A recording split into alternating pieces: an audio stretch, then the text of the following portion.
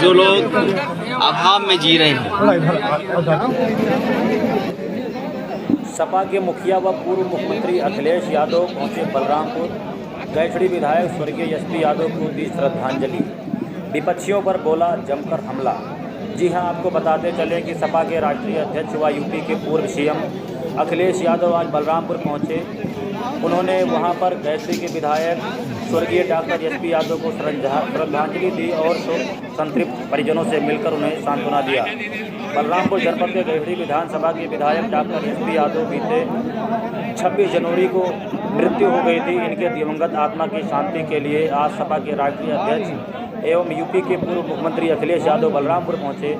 उन्होंने उनके आवास पर पहुंचकर परिजनों से मिलकर उन्हें सांत्वना दी और उन्होंने कहा कि गरीबों के मसीहा थे डॉक्टर एसपी यादव। उन्होंने जीवन भर गरीब और मजलूम लोगों की सेवा की।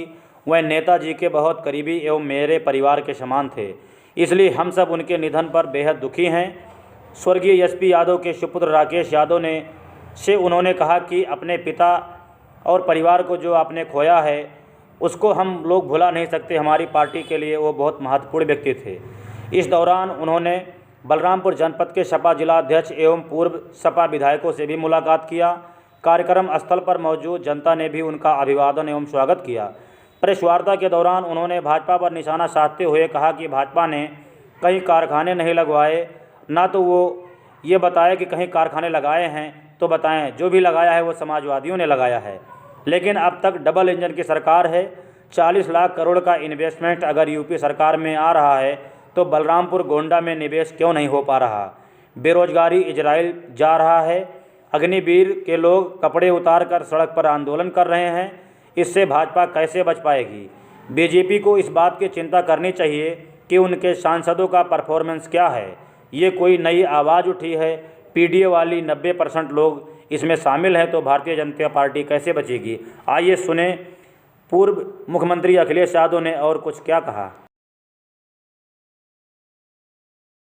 आबादी के साथ आगे बढ़ रहे हैं तो 90% लोग इस पीडीए में शामिल हैं, तो भारतीय जनता पार्टी कैसे बचेगी। भैया ये बताइए, आपकी पार्टी वो चाहे नीतीश कुमार जी हो चाहे आप, है ना, जातीय जनगणना की बात करते थे। अब नीतीश जी जो है एनडीए में शामिल हो गए हैं, आपकी जातीय जनगणना का क्या हो। नहीं, उनके जाने से मुद्दा थोड़ी खत्म हो जाता है। हमें तो बधाई देना चाहिए नीतीश जी को, कम से कम शुरुआत तो कर गए। ये बात अलग है कि वो कामयाब नहीं हुए। बीजेपी के लोगों ने कुछ जादू चला दिया, क्या किया उस बारे में मैं नहीं जाना चाहता हूँ।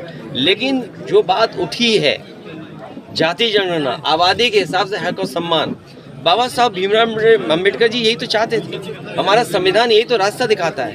हमारा संविधान ये कहता है कि हर जो पिछड़े दलित हैं उनको विशेष अवसर मिलने चाहिए, जो अल्पसंख्यक हैं उन्हें विशेष अवसर मिलने चाहिए।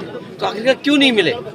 तो उस दिशा में जो काम किया है, अगर वो काम पूरा नहीं कर पाए हैं तो समाजवादी लोग उस काम को पूरा करेंगे। आप यात्रा में शामिल होंगे। देखिए, मुश्किल तो ये है कि कई बड़े आयोजन होते हैं, बड़े कार्यक्रम होते हैं, हम लोगों को निमंत्रण ही नहीं मिलता।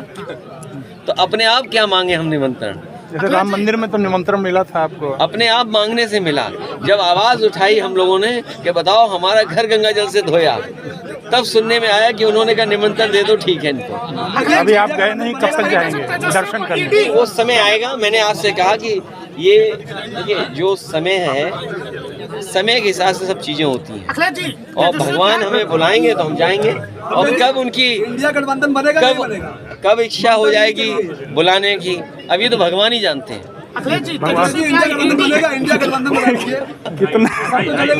अगर उससे अलग कोई बात कितनी शेयरिंग आप चाह रहे हैं यूपी में, कितनी नहीं गठबंधन जीत ही है।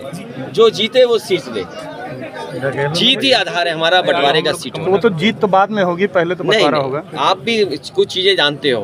मान ली श्रावस्ती है, ये जिला है, गठबंधन जीता था। आप और हम जानते हैं कि क्या समीकरण होना चाहिए। अगर बीजेपी ये कदम उठाती तो हम ये कदम उठाएंगे, तो उसमें क्या दिक्कत है। तो जब समीकरण से चुनाव हो रहा है तो हम भी अपना समीकरण से इंतजार करेंगे। वेट एंड वॉच क्यों? नहीं, वेट एंड वॉच क्यों, हमने देखा नहीं आपको अनाउंस कर दी सीटें। तो हमें पता है कि समीकरण क्या बनाना है। कांग्रेस करी, हमसे पूछा नहीं गया। नहीं, ये जिस स्तर पे बात होनी चाहिए थी उस स्तर पे बात हुई है और जानकारी जिस स्तर पे देनी चाहिए उस स्तर पे जानकारी दी है और गठबंधन होगा। बातचीत हो रही है और लगातार हम लोगों का प्रयास रहेगा कि गठबंधन मजबूत हो।